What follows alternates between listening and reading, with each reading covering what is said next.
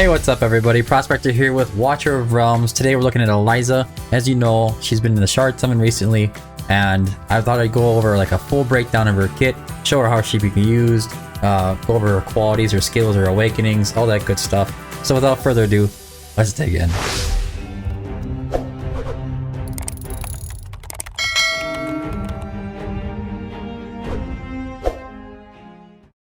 Alright, so we're going to go ahead and go right over her. She's a Star Piercer Lord, which means she's going to extend the range and increase the faction team members' basic attributes by 10%. So the extension of the range is very important for the Star Piercer faction. Most of these heroes all benefit from that. All 4 Lords now do the same thing. So if I go over to, we have Yovar. Faction team members' attack ranges are also increased. Iraka is going to be a faction team members' attack ranges are also increased. Lunaria, same thing. Eliza, same thing. Lunaria and Eliza, their Lord bonuses are pretty much the same. Eliza is more of a physical damage dealer, and Lunaria is more of a magic damage dealer. So you can kind of decide what you're going to use for what scenario based off of that. You need magic damage or physical damage. But then there's also the fact that Eliza goes invisible, and she has a reduced redeployment time. Now going over the stats here. Eliza has some pretty awesome stats. They're pretty good for what it is. If I were to compare them to somebody like, let's go over to Idril, just to get a kind of like a comparison window. Idril's sitting at 3200 attack. The attack is what's really most important. The attack interval is at 1.8 seconds on Idril. Attack speed is at 125. Everything else is pretty much the same. Back to Eliza. Remember, they were at 3200 with Idril. Eliza's at 3228 at maxed awakening. She has a 1.8 attack interval. Very nice. And attack speed at 125. Rage regen, everything else is pretty much the same. The HP and defense doesn't really matter. She's invisible. She most likely will not be getting hit whenever you go ahead and use her. For the promotions, you're going to want to get to Awaken level 5 to get that redeployment down by 20 seconds. So you can pick her up, put her back down in Gear Raid 3. But Awaken 1 unlocks the Relentless Strikes. Awakening 2 gives her that extra range, those 2 corners on the end of her range here. Awaken 3 and 4 are just stats. Awaken 5 is the redeployment time reduction. And Awakened 6 is going to be the one that's going to boost your attack by the most. So you got to keep that in mind. I say Awaken 5 at minimum to get the redeployment time. If you're really pushing her in the hard in the Gear Raid 3 upper levels, 20 and 21, she's going to need to be Awaken 6 and fully maxed out. For the skills, Eliza has the Piercer Lord skill, which increases faction team members' basic attributes by 10%. Faction team members' attack ranges are also increased.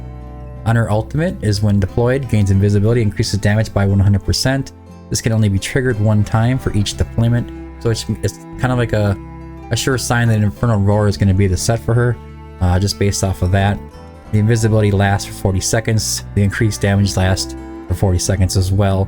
Once that invisibility wears off, she's not going to have that increased damage anymore. On the basic attack, it's a basic physical attack. Deals 110% damage to one enemy, prioritizing airborne units, and the Relentless Strikes. Killing enemies turns basic attack into 2 consecutive strikes. Obviously that can be boosted up with the Awakening level 1. Turns into 3 consecutive strikes instead of 2, which doesn't seem like a lot, but does make a huge difference. An extra, I want to say, extra 50% damage really. Or I don't know, the math is on that, maybe 40%. For the awakenings, now I did have testing done on a video for this. Unfortunately, the recording kind of got shot and something happened where I had her at A0 and then I awakened her during the video recording and I kind of lost the video recording. But that's okay. I'm going to basically tell you right now that at A0 I was not able to clear Gear Raid 321 with Eliza with Power Dominance off. Did great with Power Dominance on in that position for Hatsuut that's up in that corner. After I fully awakened her to Awaken level 5, she was able to do the job just fine. Now on Awakening level 1, killing enemies now turns basic attack into 3 consecutive strikes. Very nice. That's just an upgrade to the Relentless Strikes. Yeah, what's called Relentless Strikes from 2 consecutive strikes to 3. Awakening 2, attack plus 200.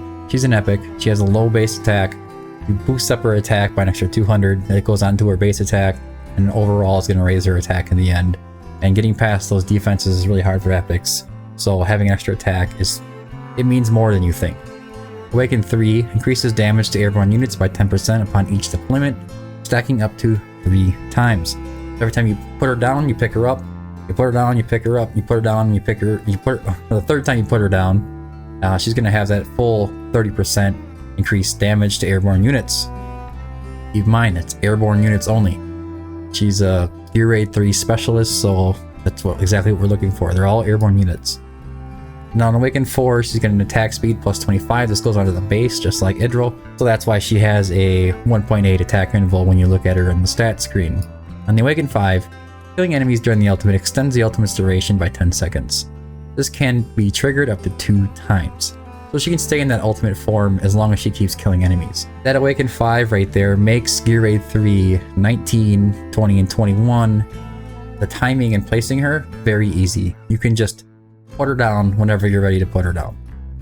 Now going over what gear sets are best for Eliza, are going to be Infernal Roar on the right side, Warlord Calamity on the left side. You could sub in Annihilating Might if you're struggling for good gear in Warlord and Calamity. That's fine, but you got to keep in mind that you need to really focus on having a nice high attack. Speaking of attack, all 3 pieces, I suggest placing them in main stat being attack bonus. With attack speed, crit rate, crit damage. This is like the usual set. This is like you want to call a meta set for them. All 3 pieces are going to be attack speed, crit rate, crit damage, with attack bonus is the main stat. Flat attack is even more amazing if you can get it on there as well. As a 4th substat, again, attack bonus, attack speed, crit rate, crit damage. Left side is always going to be crit rate, crit damage, attack bonus. High priority on the attack bonus, high priority on the crit rate. You want to make sure that you are crit capped. Breastplate, same thing. Attack bonus, crit rate, crit damage. Now I could probably build her a little nicer and really just fully optimize her. These are your average kind of attack bonus pulls for Ancients, and I wanted to showcase that because that's more realistic in my mind. You can use broken sets if you need to. As for more of a budget sets to be using, I would suggest Night Terror being a priority. If you can't do that, then I would suggest using the Doom. If you can't do that, then I would suggest using Hawkeye.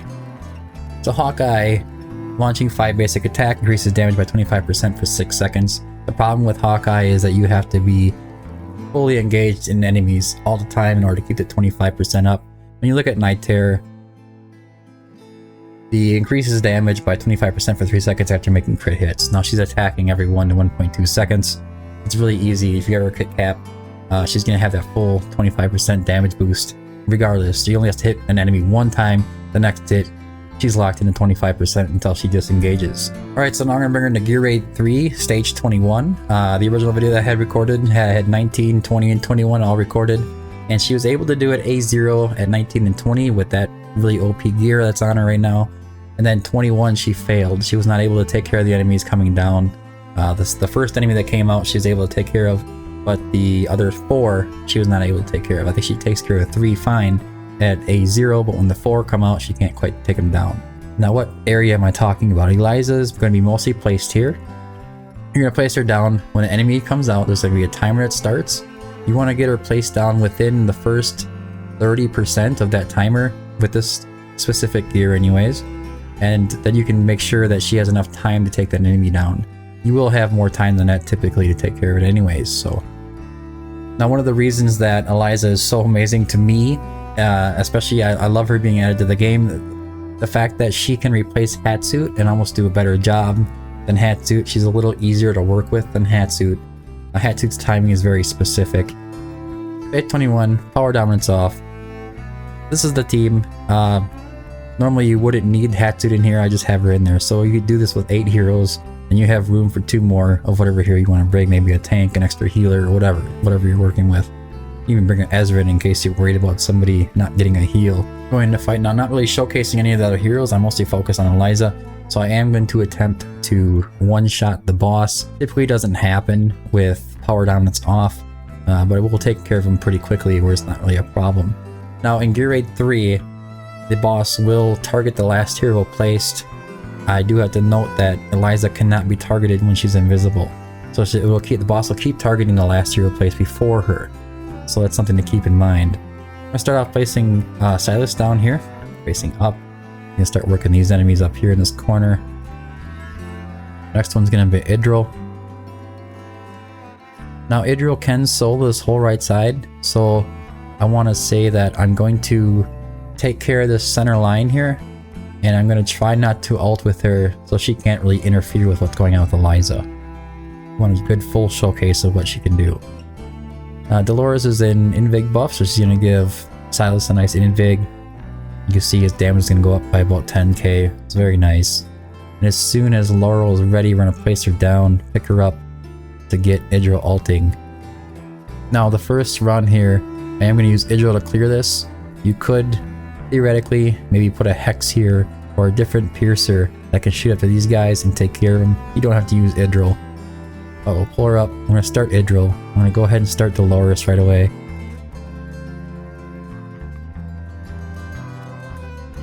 There you go. As soon as I can, I got to place down Hollow. Make sure that Dolores doesn't get taken out. As soon as they target the boss here, I'm going to activate Silas. As you see, Dolores gets hit. With power dominance on, this boss would probably be gone already. Which is fine. I don't need her to be gone. Activate Hollow. Get their ults rolling around again.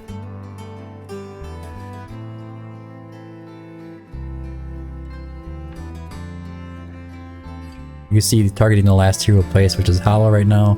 So that's why Hollow keeps getting hit there. I'm going to activate Dolores again and try to keep hitting this boss.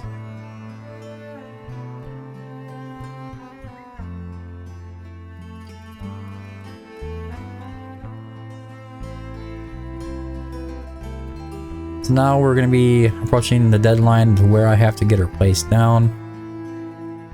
I'm going to go ahead and place her down right now. Now there's going to be a lot going on here and I apologize for that. Not really much I can do about it.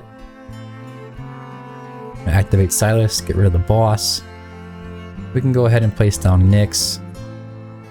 I'm going to keep Idril out of the business here. You can see she's doing a good job over here. 90k per hit. Now the other enemies up in this corner are going to start coming up.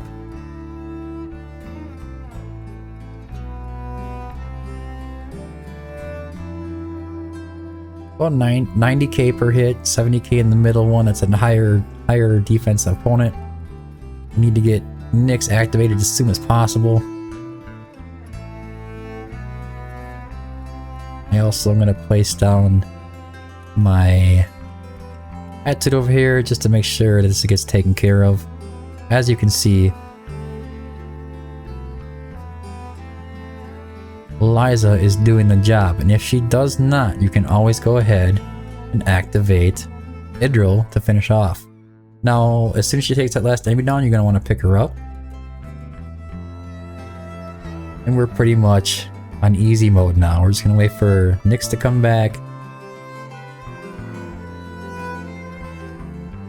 As I said, you don't need Idril, you don't need Laurel. Dolores is really nice for this comp, but you don't really need her for using Eliza. Eliza's just about ready to come back. As soon as this enemy gets in that zone, you can go ahead and place down Eliza. We need to put Nyx back in business over here. See, she's doing a wonderful job over there. 100k per hit. Now she just extended her invisibility ultimate time. So by an extra 10 seconds every time she kills an enemy. Now you'll see she's going to switch targets to the center guy here. As soon as she takes him out, she's going to do a triple hit. Boom. Boom. She'll take out that one. She extended her time again. So she has that extra 50% damage increase. She has the extra time on the invisibility. Now remember, she does not take out this other enemy. We can always go ahead and activate Idril, which we will do. But I will say I did manage to actually clear that, and I don't know if there is some RNG in the way she's using those consecutive strikes, but we did get it done. And it helps to have Idril. If you do not have Idril for whatever reason, this is possible. You can go ahead and you place like a Maul facing to the right, Razak, whatever you have, make sure to clear out those enemies. But the fact that she takes care of that first enemy, especially if the boss is still in play, spawning all those little minions and ads that are coming down, so Idril likes to target those instead of targeting the right sometimes. So next you can just place her down. She's invisible. Gonna take out that enemy, and you can worry about the other 4 coming down, however you want to do with those. But typically she does take them out, as you saw with the first round. Now she's doing 8.5 million. Nyx is taking care of all those enemies up in the top left. As you can see, she did more than Idril, and Idril did handle that first wave of the enemies coming down on the right side. Now, this is why I find Eliza so amazing. One of the biggest reasons is that I can run a team without Hatsuut, pretty much like this, and I can go ahead and I could put extra healers in here if I wanted to. I could put, you know, Vortex, I could put a Nasande in there with the extended range for the heals, works really nice. You put her down behind Nyx over there to keep them alive. She can also be the target. Works out very well for Tier Rate 3, 19 through 21. But she just gives you a ton of good options. Eliza is a win for Moonton.